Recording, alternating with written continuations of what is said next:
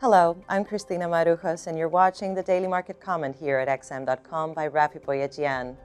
Risk sentiment was dealt another blow on Tuesday after U.S. President Donald Trump dampened hopes of an early resolution to the long-running trade dispute with China. Speaking at the NATO summit in London, President Trump told reporters he has no deadline to reaching a preliminary trade pact with China, hinting that he might wait until after the 2020 presidential election before signing a deal. Comments by the U.S. Commerce Secretary Wilbur Ross further raised the risks of another escalation, as he said that there are no high-level talks planned between the two sides, and confirmed that the next wave of U.S. tariffs on China will go ahead on December 15th unless there is significant progress in the negotiations.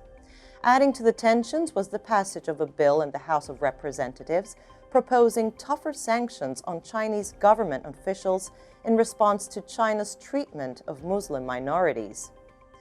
The negative developments deepened the sell-off in risk assets, signaling a dramatic reversal of market sentiment.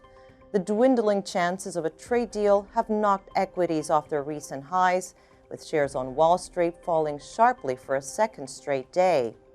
The dollar index hit a one-month low as the rush to safe havens pulled the 10-year yield on Treasury notes to similar lows. The fall in government bond yields boosted the safe haven gold, with the precious metal surging to a one-month top. The euro was slightly firmer, and sterling outperformed, rallying to a 7-month high. The market focus will turn to U.S. data later in the day as the ISM non-manufacturing is due at 3 o'clock GMT, and investors will be hoping it will paint a more positive picture of the U.S. economy.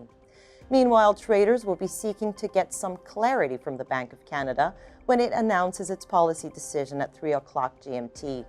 The Bank of Canada is expected to keep rates steady, and a clear policy message could help the loonie break out of its recent tight range.